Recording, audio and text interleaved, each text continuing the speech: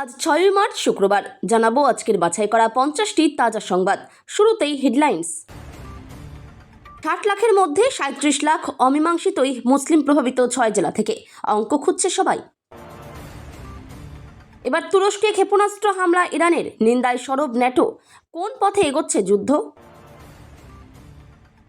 এবার ভারতেও হামলা ইরানের, লেবাননে ইসরায়েলি হামলার মধ্যেই বিরাট ঘোষণা তেহরানের। টালিগঞ্জে হুলস্থুল, ৪০ ভোটার বাদ দেওয়ার আবেদনের মধ্যে ৩৯ জনই মুসলিম, একাকী মহিলা। ভিতরে ৪৫ জন বরযাত্রী। জাতীয় সড়কে হঠাৎ আগুন ধরল চলন্ত বাসে, শক্তিগড়ের কাছে চাঞ্চল্যকর ঘটনা। দলের অন্দরে বিক্ষোভের মধ্যেই শাহের উপস্থিতিতে নীতীশের মনোনয়ন পেশ। তেজস্বী বললেন, বিশ্বাসঘাতকতা।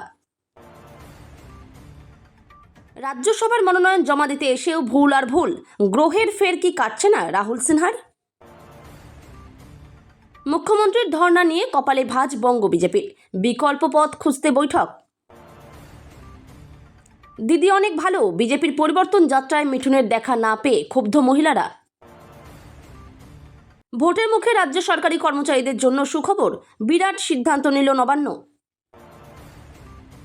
নব্য শিবিরের পছন্দকে গুরুত্ব নয়, আদি নেতা রাহুল সিনহাকে রাজ্যসভায় পাঠানোয় হতাশ বিজেপির দলবদলুরা।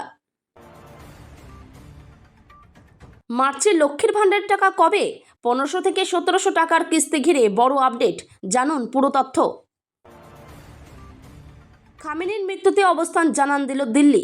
ভারতের অতিথি জাহাজে হানার পর জয়শঙ্করের ফোন গেল ইরানে। অভিষেকের রাজনীতিতে নতুন সমীকরণ, উন্নততর তৃণমূল যুগ কি শুরু? সিও দপ্তরে সেলিম, নওশাদ, হুমায়ুন, অলিখিত জোট। প্রশ্ন শুনে মুচকি হাসি ভরতপুরের বিধায়কের। তৃণমূলের সম্ভাব্য প্রার্থী তালিকায় বড় চমক, নন্দীগ্রাম থেকে বেহালা পশ্চিম। কারা পাবেন টিকিট? এত টাকার কাঙাল, মরা শাশুড়ির শেষ যাত্রার ভ্লগিং, ট্রোলের মুখে প্রবাসে ঘরকন্যার মহুয়া।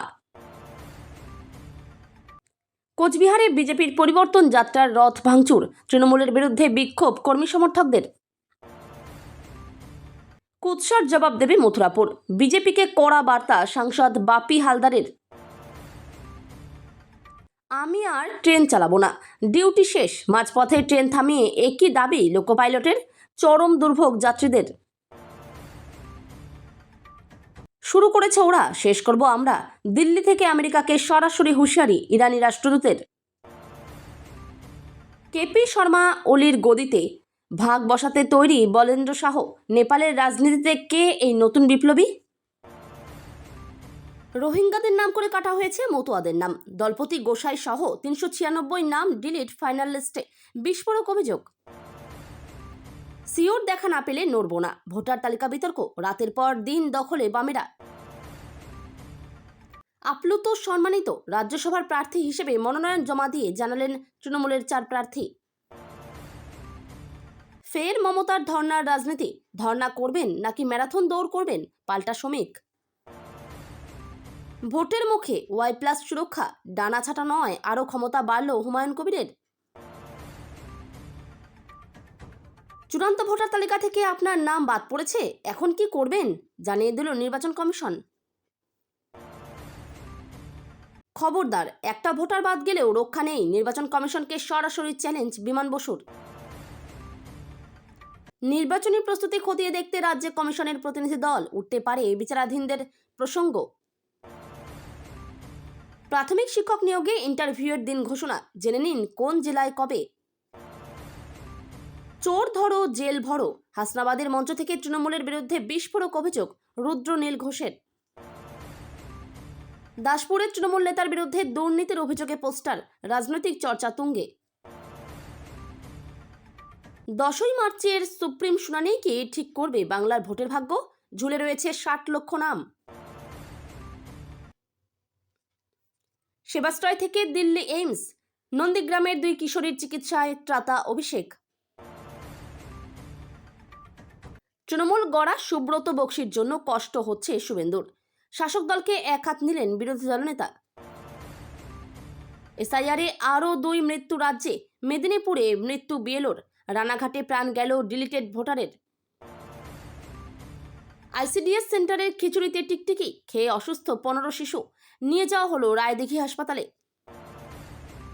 হোলির রাতে মানিকচকে রক্তাক্ত কাণ্ড, গুলি ও গণধোলাইয়ে মৃত্যু দুজনের। বিজেপির পরিবর্তন যাত্রা ঘিরে উত্তেজনা, গাড়ি ভাঙচুরের অভিযোগে কোচবিহারে মুখোমুখি বিজেপি তৃণমূল। পুলিশের উর্দি ছেড়ে তৃণমূলের ঝান্ডা, জীবনের নতুন ইনিংসে মাদার টেরেজাই ভরসা রাজীবের। মধ্যপ্রাচ্যে তুমুল উত্তেজনার উল্টো প্রভাব, হুড়মুড়িয়ে হাজার হাজার কমল সোনার দাম, কলকাতায় হলুদ ধাতুর দরে বিরাট স্বস্তি। রাজ্যে ক্ষমতায় এলেই বিজেপি কি করবে, বড় ঘোষণা শ্রমিক ভট্টাচার্যের। ক্যান্সার প্রতিরোধে এবার সব হাসপাতাল প্রতিষেধক, চালু হচ্ছে এইচপিভি এর রুটিন টিকাকরণ। এতক্ষণ শুনছিলেন আপনারা সংবাদ শিরোনাম, এবার শুনবেন বিস্তারিত খবর। চূড়ান্ত ভোটার তালিকা ঘোষণা হলো, কিন্তু 60 লক্ষ মানুষ জানতে পারলেন না তারা চূড়ান্ত তালিকায় জায়গা পাবেন কিনা। অমীমাংসিত তালিকায় ঝুলে রয়েছেন তারা। আর এই 60 লক্ষ অমীমাংসিতের তালিকা নিয়ে উঠছে প্রশ্ন। বেছে বেছে অমীমাংসিতের তালিকায় নাম রাখা হয়েছে বলে সরব হয়েছে তৃণমূল, কংগ্রেস, সিপিএম। তালিকায় নজর দিলে দেখা যাচ্ছে 60 লক্ষের মধ্যে 37 লক্ষ নাম শুধু 6টি জেলাতেই। আর এই নিয়েই বাড়ছে রাজনৈতিক চর্চা। গত 28শে ফেব্রুয়ারি চূড়ান্ত ভোটার তালিকা প্রকাশ হয়েছে। সেখানে দেখা যাচ্ছে মুসলিম প্রভাবিত 6 জেলায় 37 লক্ষ নাম অমীমাংসিত তালিকায় রয়েছে। মুর্শিদাবাদে অমীমাংসিতের তালিকায় রয়েছে 11,01,145 জনের নাম। তবে সেই সংখ্যাটা 8,28,127। আর উত্তর দিনাজপুরে অমীমাংসিতের তালিকায় রয়েছে 4,80,341 জনের নাম। এছাড়া নদিয়া জেলায় অমীমাংসিতের তালিকায় 2,67,940 জনের নাম রয়েছে। উত্তর 24 পরগনায় অমীমাংসিতের তালিকায় রয়েছে 5,91,252 জনের নাম। যুদ্ধের গ্রাসে গোটা পশ্চিম এশিয়া, এমনকি যাবতীয় কূটনৈতিক অঙ্ক গুলিয়ে দিয়ে তুরস্কে হামলা চালালো ইরান। যদিও ইউরোপের সামুদ্রিক জোট ন্যাটোর প্রতিরক্ষা ব্যবস্থা আকাশেই ধ্বংস করে দেয় ব্যালিস্টিক মিসাইলটিকে। হামলার বিষয়টি নিশ্চিত করেছে তুরস্কের প্রতিরক্ষা মন্ত্রক। ঘটনার নিন্দা করেছে ন্যাটো। প্রশ্ন উঠছে, কোন অঙ্কে তুরস্কে হামলা চালালো ইরান? গত শনিবার আমেরিকা ও ইসরায়েল যৌথভাবে ইরানে হামলা শুরু করে। এরপর মধ্যপ্রাচ্যের একাধিক দেশে মার্কিন ঘাঁটিগুলি লক্ষ্য করে একের পর এক ক্ষেপণাস্ত্র ও ড্রোন ছুড়ছে ইরান। তবে যুদ্ধ শুরুর পর এই প্রথম তুরস্কের আকাশসীমায় কোনো ক্ষেপণাস্ত্র প্রবেশের ঘটনা ঘটল, যার পরে তুরস্কের বিদেশমন্ত্রী হাকান ফিদান ফোন করে হুঁশিয়ারি দিয়েছেন ইরানের বিদেশমন্ত্রী আব্বাস আরাকচিকে। তিনি স্পষ্ট করেছেন, দ্বিতীয়বার এমনটা ঘটলে পাল্টা কড়া ব্যবস্থা নেওয়া হবে। উল্লেখ্য, ইরানকে একই হুমকি দিয়েছে সৌদি আরবও। 5 দিন ধরে যুদ্ধের আগুনে পুড়ছে মধ্যপ্রাচ্য। ইরানের উপর লাগাতার আক্রমণ করেছে আমেরিকা এবং ইসরায়েল। পাল্টা একের পর এক দেশের উপর হামলা চালাচ্ছে ইরান। এবার সেই যুদ্ধের আগুন এসে পড়বে ভারতের উপরেও। দীর্ঘদিন ধরে ভারতের সঙ্গে ইরানের বন্ধুত্বপূর্ণ সম্পর্ক রয়েছে, এমন সম্ভাবনায় উকি দিচ্ছে। শনিবার থেকে শুরু হয়েছে ইরানের উপর আমেরিকা এবং ইসরায়েলের হামলা। তারপরেই ইরান সমর্থিত লেবাননের হেজবোল্লাহ জঙ্গি গোষ্ঠী হামলা শুরু করে ইসরায়েলের উপর। পাল্টা দেয় তেল আভিভ। এহেন পরিস্থিতিতে ইসরায়েলের তরফে ইরানকে ডেডলাইন বেঁধে দেওয়া হয়। ইসরায়েলি সেনার মুখপাত্র আভিষে আদানি বলেন, 24 ঘন্টার মধ্যে লেবাননে থাকা ইরানি রাষ্ট্রদূত এবং দূতাবাসের অন্যান্য কর্মীদের দেশ ছাড়তে হবে। সেটা না হলে হামলা হবে দূতাবাসের উপর। সেই হুঁশিয়ারির পাল্টা দিয়ে মুখ খুলেছে ইরানের সেনা।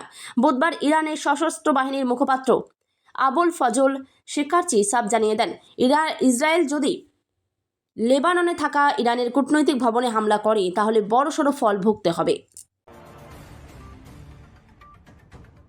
কলকাতার রাসবিহারী বিধানসভা আসনের অংশ টালিগঞ্জের একটি পকেটে 40 জন ভোটারের নাম বাদ দেওয়ায় দাবি তুলেছেন এক মহিলা। তার অভিযোগ, ওই 40 জন ভারতীয় নাগরিক নন, আর সেই 40 জনের মধ্যেই 29 জনই মুসলিম সম্প্রদায়ের। দ্য টেলিগ্রাফের প্রতিবেদন অনুসারে গত 28শে ফেব্রুয়ারি প্রকাশিত এসআইআরের চূড়ান্ত ভোটার তালিকায় ওই 40 জনেরই নাম রয়েছে। তাদের মধ্যে কয়েকজনকে বিচারাধীন হিসেবে চিহ্নিত করা হয়েছে। এই ভোটারদের মধ্যে কয়েকজন চারু মার্কেট থানায় একটি অভিযোগ দায়ের করেছেন। তারা সংখ্যালঘু ভোটারদের ভোটাধিকার বঞ্চিত করার বৃহত্তর ষড়যন্ত্রের অভিযোগ তুলেছেন। তবে এই মহিলা ফর্ম 7 আবেদন সম্পর্কে জানেন না বলে জানিয়েছেন এবং দাবি করেছেন যে তাকে ফাঁসানো হয়েছে। 7 নম্বর ফর্মের মাধ্যমে কোনো নির্দিষ্ট বিধানসভা কেন্দ্রের যে কোনো ভোটার নির্বাচন কমিশনে আবেদন করতে পারবেন, যাতে একই কেন্দ্রের তালিকা থেকে নাম বাদ দেওয়া হোক বা এর অন্তর্ভুক্তির বিরোধিতা করা হোক। বাস থামিয়ে সকলকে নেমে যেতে বলেন চালক। তার কিছুক্ষণের মধ্যে পুরো বাসটিতেই আগুনে পুড়ে যায়। ঘন কালো ধোঁয়ায় ঢেকে যায় এলাকা। বিয়ের অনুষ্ঠানে যোগ দিতে যাচ্ছিলেন সকলে। গান বাজনা হাসি ঠাট্টার মাঝে হঠাৎ ছড়ালো আতঙ্ক। জাতীয় সড়কের চলন্ত বাসে আগুন ধরল বুধবার। অল্পের জন্য বিপদের হাত থেকে রক্ষা পেলেন বরযাত্রীরা। দুর্ঘটনাটি ঘটেছে পূর্ব বর্ধমানের 19 নম্বর জাতীয় সড়কের যোথরামে। স্থানীয় সূত্রে খবর, পূর্ব বর্ধমানের বীরপুর বরযাত্রীদের নিয়ে দক্ষিণ 24 পরগনার জয়নগর যাচ্ছিল একটি বাস। 19 নম্বর জাতীয় সড়কের শক্তিগড়ের যোত্রাম এলাকায় হঠাৎ আগুন ধরে যায় বাসটিতে। প্রথমে বিপদ বুঝতেই পারেননি বাস চালক। রাস্তায় এক বাইক আরোহী তাকে চিৎকার করে বিষয়টি জানান। তৎক্ষণাৎ বাস থামিয়ে সকলকে নেমে যেতে বলেন চালক। তার কিছুক্ষণের মধ্যে পুরো বাসটিতেই আগুন পড়ে যায়। ঘন কালো ধোঁয়ায় ঢেকে যায় এলাকা। খবর পেয়ে ঘটনাস্থলে গিয়েছিল শক্তিগড় থানার পুলিশ। দমকলের একটি ইঞ্জিন গিয়ে আগুন নিয়ন্ত্রণে আনে। নীতিশ জাতীয় রাজনীতিতে চলে গেলে বিহারে মুখ্যমন্ত্রীর পদে কে বসবেন তা নিয়ে শুরু হয়েছে জল্পনা। এক্ষেত্রে বিধায়ক সংখ্যার হিসেবে এগিয়ে থাকা বিজেপি প্রথমবার মুখ্যমন্ত্রী পদ পেতে চলেছে বলে আজ মিলেছে। খবর ছড়িয়ে পড়েছিল বুধবার রাতেই। বৃহস্পতিবার সকাল থেকেই বিহারের রাজধানী পটনার সড়কে নেমেছিলেন জেডিইউ কর্মী সমর্থকেরা। দলের রাজ্য দপ্তর ভাঙচুরের পাশাপাশি মুখ্যমন্ত্রী নীতিশ কুমারের সরকারি বাংলোর সামনেও বিক্ষোভ দেখান তারা। যদিও তাদের নিশানা সহযোগী দল বিজেপি। বিহারের মুখ্যমন্ত্রিত্ব কবজা করার জন্যই বিজেপি নেতৃত্ব নীতিশকে মুখ্যমন্ত্রিত্ব ছেড়ে রাজ্যসভায় পাঠানোর বন্দোবস্ত করেছেন বলে বিক্ষোভকারী জেডিইউ কর্মী সমর্থকদের অভিযোগ। জেডিইউ সমর্থকদের অভিযোগ সমর্থন করেছেন বিরোধী নেতারাও। বিহার বিধানসভার বিরোধী দলনেতা তথা আরজেডি প্রধান লালু প্রসাদের পুত্র তেজস্বী যাদব বৃহস্পতিবার বলেন, মুখ্যমন্ত্রী নীতিশ কুমারকে রাজ্যসভায় পাঠানোর সিদ্ধান্ত বিহারের জনমতের সঙ্গে বিশ্বাসঘাতকতা। বিজেপি সবসময়ই দলিত ও ওবিসিদের বিরোধিতা করেছে। দীর্ঘ প্রতীক্ষার পর রাজ্যসভার টিকিট মিলেছে ঠিকই, কিন্তু মনোনয়ন জমা দিতে গিয়ে একেবারে ভজঘট দশা বিজেপি প্রার্থী রাহুল সিনহার। বৃহস্পতিবার অর্থাৎ আজ মনোনয়ন জমা দেওয়ার শেষ দিন, কিন্তু লক্ষ্মীবারে বিধানসভায় মনোনয়ন জমা দিতে গিয়েও ভুল ভ্রান্তিতে হোঁচট খেলেন বিজেপির প্রাক্তন রাজ্য সভাপতি। ফলে বেলা 12টায় যে কাজ শেষ হওয়ার কথা ছিল, দীর্ঘ সময় পার হয়ে যাওয়ার পরেও সংশোধনের গেরোতেই আটকে রইলেন তিনি। 4টি ফাইল তৈরি করা হলেও 4টিতেই একই ভুলের কারণে এই বিলম্ব। দলীয় সূত্রে খবর, রাহুলের মনোনয়নের পথে মূল বাধা হয়ে দাঁড়িয়েছে হলফনামা বা এফিডেভিট। কারিগরি কিছু ভুলের কারণেই দফায় দফায় থমকে যেতে হয়েছে তাকে। যেমন, যেখানে স্পষ্ট করে নট অ্যাপ্লিকেবল লেখার কথা ছিল, সেখানে লেখা হয়েছে সংক্ষেপে N/A। আবার সরকারি নিয়ম অনুযায়ী হলফনামার নির্দিষ্ট কিছু জায়গা হাতে লেখার নির্দেশ থাকলেও ভুলবশত তা ছাপানো বা প্রিন্টেড হয়ে এসেছে। সামনে বিধানসভা নির্বাচন, আর তাতে মূল বিতর্কিত আলোচ্য বিষয় হয়ে দাঁড়িয়েছে চূড়ান্ত ভোটার তালিকা। কারণ এসআইআর করতে গিয়ে বাংলার বিপুল বৈধ ভোটারের নাম কেটে দিয়েছে নির্বাচন কমিশন। শুধু তাই নয়, বিপুল ভোটারকে বিচারাধীন বলে তালিকায় তুলে ধরা হয়েছে। এই বিষয়টি নিয়ে এবার মুখ্যমন্ত্রী মমতা বন্দ্যোপাধ্যায় ধর্নায় বসতে চলেছেন। আগামীকাল শুক্রবার মেট্রো চ্যানেলে দুপুর 2টো নাগাদ ধর্নায় বসবেন বাংলার মুখ্যমন্ত্রী। সেখানে হাজির হবেন বিপুল পরিমাণ বৈধ ভোটার, যাদের নাম কেটে দেওয়া হয়েছে এবং যাদের নাম এখনও বিচারাধীন। আর এই ধর্না নিয়েই কপালে ভাঁজ পড়েছে বঙ্গ বিজেপির। এদিকে মুখ্যমন্ত্রীর এই ধর্না জনগণের কাছে বার্তা দেবে যে বিজেপি এবং নির্বাচন কমিশন যৌথ উদ্যোগে নাম কেটে দিয়েছে বৈধ ভোটারদের। আর মানুষের গণতান্ত্রিক অধিকার রক্ষা করতেই খোদ প্রশাসনিক প্রধান ধর্নায় বসেছেন। এটা আর কেউ করেনি, অর্থাৎ মানুষের কথা কেউ ভাবেনি। বিজেপি তো মানুষের কথা একেবারেই ভাবেনি, বরং নিজেদের রাজনৈতিক স্বার্থ চরিতার্থ করতে এসআইআর নিয়ে সুর চড়িয়েছে। আসন্ন বিধানসভা ভোটের আগে বঙ্গ চষে বেড়াতে পরিবর্তন যাত্রা বের করেছে গেরুয়া শিবির। রাজ্যের বিভিন্ন প্রান্ত থেকে গত 2 মার্চ থেকে তা শুরু হয়েছে। 6 দিনের এই যাত্রায় দেশের 22 জন বাছাই করা নেতার সামিল হওয়ার কথা। এছাড়া রাজ্য ও কেন্দ্রীয় নেতৃত্ব তো রয়েছেই। বৃহস্পতিবার আমতার পাত্রপোলে পরিবর্তন যাত্রায় যোগ দেওয়ার কথা ছিল মহাগুরু মিঠুন চক্রবর্তী, কিন্তু তিনি আসতে দেরি করায় ধৈর্যচ্যুতি ঘটে উপস্থিত মহিলাদের। ঘরের কাজ রান্নাবান্না ফেলে তারকা বিজেপি নেতাকে দেখতে ছুটে এসেছিলেন তারা। দেখতে না পেয়ে রীতিমতো ক্ষোভের সুরে বললেন, এর চেয়ে দিদি অনেক ভালো। এর থেকে অনুমেয় পরিবর্তন যাত্রার পরিণতি কি হতে চলেছে। যদিও দুপুরের পর মিঠুন চক্রবর্তী আমতার যাত্রায় সামিল হন। গত 2 মার্চ হাওড়া হুগলিতে পরিবর্তন যাত্রার আনুষ্ঠানিক উদ্বোধন করেছিলেন দেশের প্রতিরক্ষা মন্ত্রী রাজনাথ সিং। আমতার অমরাগড়িতে এক অনুষ্ঠান থেকে সেই যাত্রার সূচনা হয়। রাজ্য সরকারি কর্মীদের জন্য একটি বড় পরিবর্তন আনতে চলেছে পশ্চিমবঙ্গ সরকার। এতদিন গ্রুপ ইন্স্যুরেন্স কাম সেভিংস স্কিম বা GISS এর জমানো টাকার সঠিক হিসেবে কর্মীরা সহজে জানতে পারতেন না। এবার সেই সমস্যার সমাধান করতে এই পুরো ব্যবস্থাকে ডিজিটাল করার সিদ্ধান্ত নেওয়া হয়েছে। এর ফলে এখন থেকে খুব সহজেই নিজের মোবাইলে বা কম্পিউটারে নিজের জমানো টাকা এবং সুদের হিসাব দেখা যাবে। অর্থ দপ্তরের তরফ থেকে কি জানানো হয়েছে, 26শে ফেব্রুয়ারি 2026 তারিখে পশ্চিমবঙ্গ সরকারের অর্থ দপ্তর একটি মেমোরেন্ডাম জারি করেছে। সেখানে জানানো হয়েছে এখন থেকে সরকারি কর্মীদের জিআইএসএস স্কিম পুরোপুরি WBIFMS পোর্টালের মাধ্যমে পরিচালিত হবে। দলের আদি শিবিরকে সন্তুষ্ট রাখতেই দীর্ঘদিনের সৈনিক রাহুল সিনহাকে রাজ্যসভায় করল বিজেপির কেন্দ্রীয় নেতৃত্ব। পাশাপাশি শ্রমিক ভট্টাচার্যের দাবিকেও গুরুত্ব দিল দিল্লি, কারণ একমাত্র শ্রমিকই রাজ্যসভার প্রার্থী হিসেবে তার প্রথম পছন্দের নাম যে রাহুল সিনহা তা দিল্লিকে জানিয়ে দিয়েছিলেন। দলের পুরনো নেতা হিসেবে রাহুলকে সম্মান দেওয়া উচিত বলেই সওয়াল করেছিলেন শ্রমিক। দলের আদি নেতা রাহুলকে রাজ্যসভায় পাঠানোর সিদ্ধান্ত দিল্লি নেওয়ায় হতাশ বঙ্গ বিজেপির দলবদলুরা, কারণ নব্য তথা দলবদলুদের তরফেও পছন্দের কয়েকটি নাম পাঠানো হয়েছিল দিল্লির কাছে। সেই তালিকায় উত্তরবঙ্গের এক বিজেপি নেতাও ছিলেন, তা অবশ্য গ্রহণ করেনি দিল্লি। রাজ্যের অসংখ্য মহিলার কাছে লক্ষ্মীর ভাণ্ডার এখন ভরসা।